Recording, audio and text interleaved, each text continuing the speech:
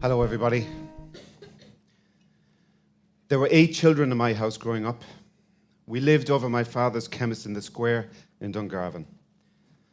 I was the youngest, and to be honest, I was just a little bit spoiled. The smells and flavors of Christmas are my most abiding memories. They seem to linger as hungry thoughts long after Christmas had passed. It always began in October when my mother made the cake. It needed this time to mature.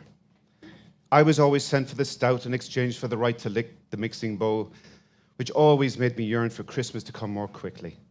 It certainly got the ball rolling in terms of me thinking about what presents I was going to get. Christmas stressed out my mother. With so many people in the house, all of them demanding something. There was always too much food, mountains of it, overflowing indiscreetly from the plates with inevitably lots of waste, with my dad tut-tutting all the while. On Christmas morning, we queued in sequence outside a locked sitting room door where all our presents were designated a special place for each of the siblings. Naturally, I was first, eagerly awaiting to squeeze myself into my long-awaited cowboy suit. I usually needed help, for I was a chubby little fella. My parents always delivered. Not an easy thing in difficult times, whether it was the latest Beatles or Rolling Stones album for the boys, or Bay City Rollers scarves, or Max Factor girls for the girls. It was there. There was never a starter, always turkey and ham, sprouts, mashed carrots and parsnips, peas and 2 types of potatoes. We always deliberated over the stuffing, for that was the holy grail. All of us loved it, and inevitably compared it to previous years, sometimes to my mother's dismay. We always drank Sidona, even my father. No blue nun in our house. For dessert, we had trifle and ignored the long-laboured Christmas cake. Boyfriends and girlfriends called over, then took over the sitting room, humming along to Simon and Garfunkel and stealing kisses. I was brought in for a laugh, for now my cowboy outfit was at breaking point. I was okay with it. They gave me milk tray. I then, as now, would do anything for chocolate. Some of the eldest helped my mother with the wash-up. There was a lot of it, but she smoked her way through it, and then went into the sitting room with a glass or 2 of Bailey's. She loved a party. I was an ordinary Irish boy in an ordinary Irish house. I still remember the meal that turned me on to good food. I was 14 and in France with the Scouts. There was a welcome dinner for the Irish Scouts, and we were all served roasted chicken legs and a white wine and tarragon cream sauce with pilaf rice. I took one mouthful of that chicken with its flavors and textures, which were so strange to me at the time, and I was hooked. Most of the boys wouldn't eat theirs, so I helped, and needless to say, I was like a little whale in my sleeping bag that night.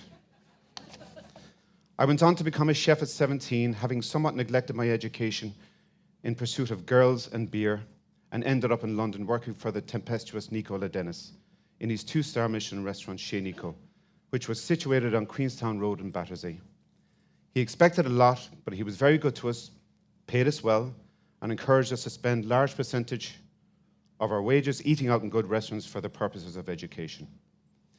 After my first month working there, he said to me, "Hey Irish, where are you eating this weekend?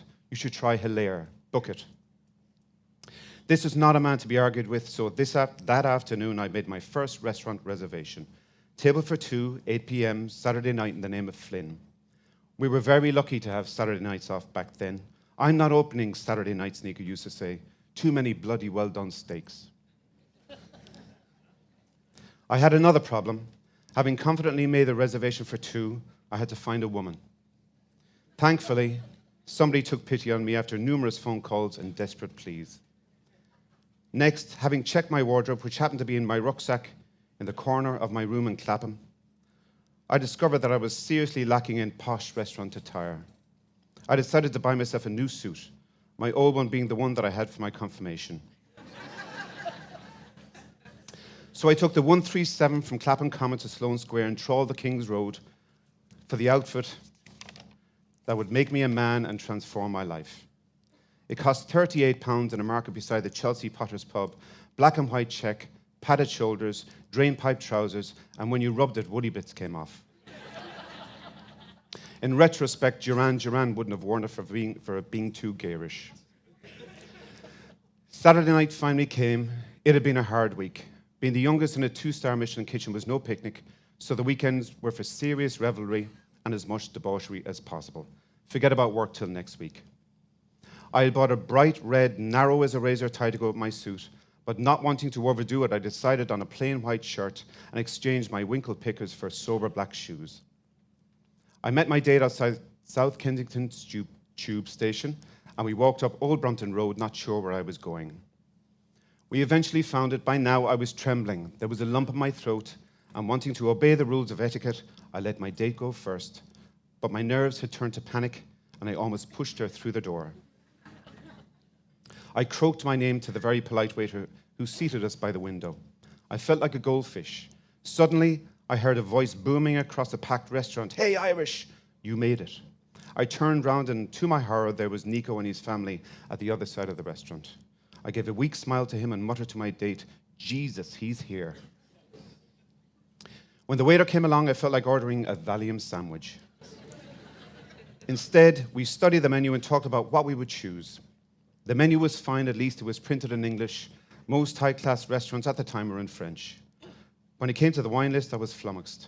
It may as well have been hieroglyphics. Then I saw one I recognized, Sancerre. I had heard about that somewhere, so I ordered. The waiter poured, and I gulped. I still remember what I had to eat that night: pan-fried foie gras with glazed apples, duck breast with cassis followed by tarte tatin. I'm cursed with an appalling memory for names and faces, but I can remember every restaurant I've been to and what I had to eat. We were on desserts, and Nico and his family were leaving. He leaned over with a rare beaming smile and boomed, "You liked that Irish, didn't you? Don't be hungover on Monday." With that, he left, and we could relax over a glass of Sauterne at the waiter's recommendation. I figured I was broke. I beckoned the waiter to ask for the bill, only to be told that Mr. Ledennis had taken care of it. A man of many surprises, he was just glad that I had chosen to spend my Saturday night off educating my palate instead of being out in the town. So, having left the restaurant unexpectedly flush with money, I hailed a taxi, flash, and hit the Mean Fiddler in Harlesden. On Saturday night, as far as my taste buds were concerned, I may as well have spent Saturday night licking sandpaper. I think my love affair with restaurants started that evening. Simon Hopkinson was the chef in Hilaire, and all those years ago, and I still love his humble and wise cooking. It's over 12 years since I wrote that piece as an introduction to my first cookbook. A book that I really love, but it really has never bothered Jamie Oliver in any way.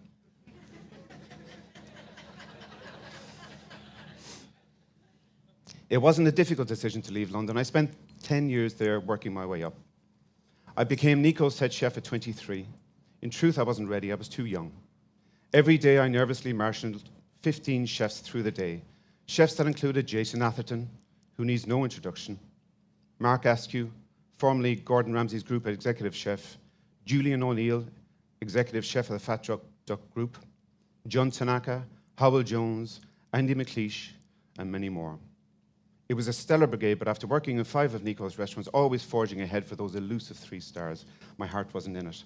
The London food scene was changing. Roly Lee, Alistair Little, and Simon Hopkinson were cooking simple, accessible, democratic food in fun, funky places.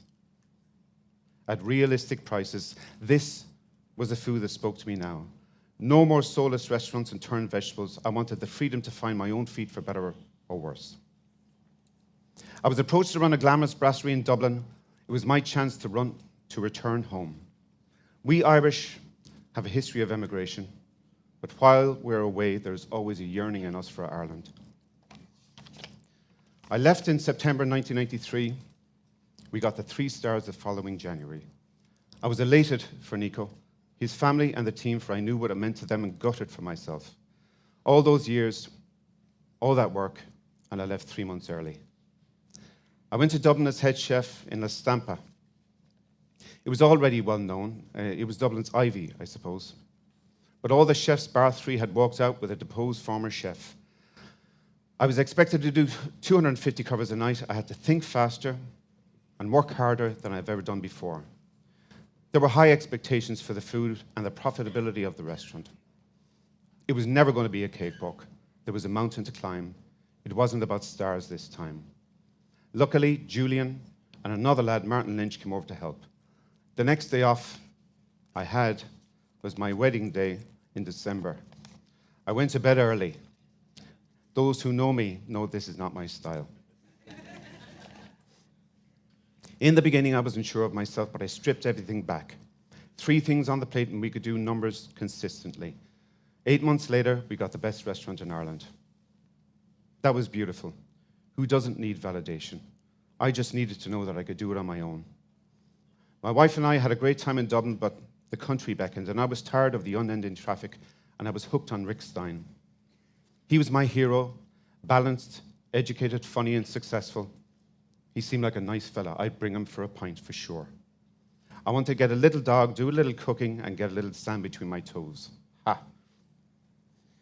The biggest decision of my career partly happened while I was pogo dancing to madness at a mate's wedding. A local estate agent knew my dad had died. He tried to sell me a pub while I danced. The unscrupulous little fecker.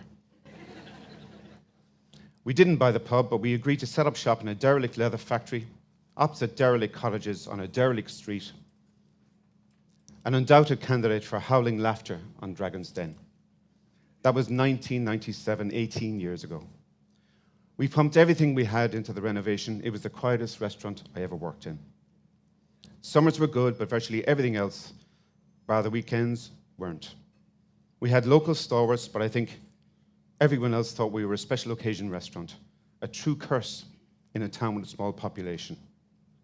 It took 3 years, despite some great reviews by some cherished supporters, some of who are here, in the media, for the light to appear at the end of our particular tunnel.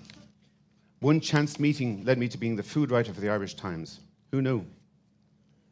I wrote for them every week for almost 4 years. People started to come at last.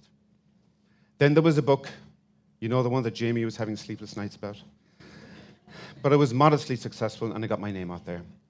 Some TV, and another book, and then more TV, some nice awards that came our way. We rolled along nicely for a few years, and our confidence grew. We bought another building for the same price as Trump Tower that needed complete renovation for a cookery school and guest house. Then the recession hit. Holy fuck. The recession. I turned grey overnight. The recession in Ireland was like the recession in Ireland was a life-changing experience. Every morning you turned on the radio, it was like a grim river of job losses. We stopped listening. People stopped going out almost overnight. It was like falling off a cliff. Right at the time we'd made the biggest investments of our lives. Looking back on it, it was like going through a battle every single day. It's impossible to capture the turmoil and worry in a paragraph. Not just ours, but many people in our own business, indeed many people in our own country. Times like that will either finish you or make you a better business person. You have to be flexible and adapt, and of course make the inevitable cutbacks to survive. A fellow chef that's possibly here wondered when he visited us why we didn't have chips on the menu. My reply was, sure, they'll all want them. I didn't want common chips sullying my creations. He pointed out that he had 2 restaurants that had 12 grand a year each on chips alone. Chips went on the tannery the very next day. We now have a casual element to the restaurant that has tapas, burgers, pizza, and pasta on the menu. If someone said to me when we opened in 1997 that I would do this, they would be met with scorn, disdain, and more than a withering look. I also need to mention that I have a Trojan wife, the very best kind.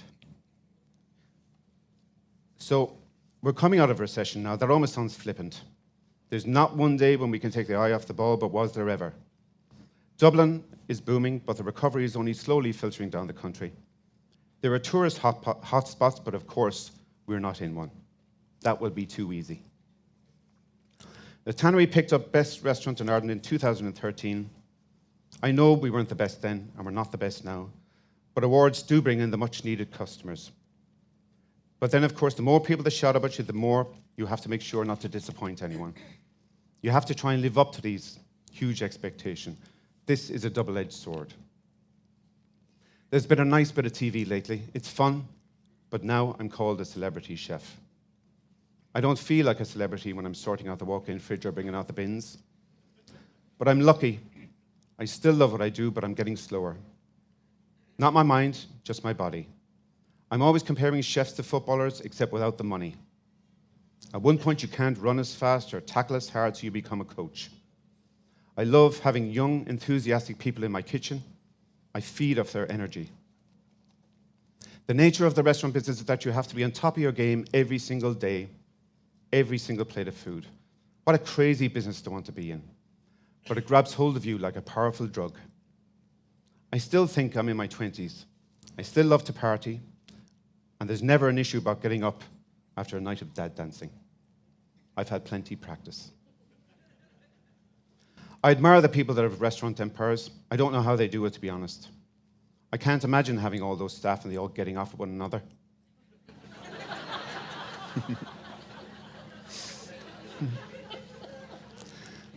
I'll stick to my little corner of Ireland and cook away, doubtless getting grumpier all the while. Anyway, what else would I do if I weren't in the restaurant game? Get a job modelling underpants for the larger man? I dream about those days in London as if they were somebody else's life. Food is my life. I sometimes wonder, what if New York, San Francisco, or Melbourne happened? What would our lives be like? We live on a hill overlooking Dungarvan Bay. I'm the father of 2 little country girls. I love that. If a tractor is ahead of me and it takes me 12 minutes to get to work instead of 10, I get cross, but I secretly love that too.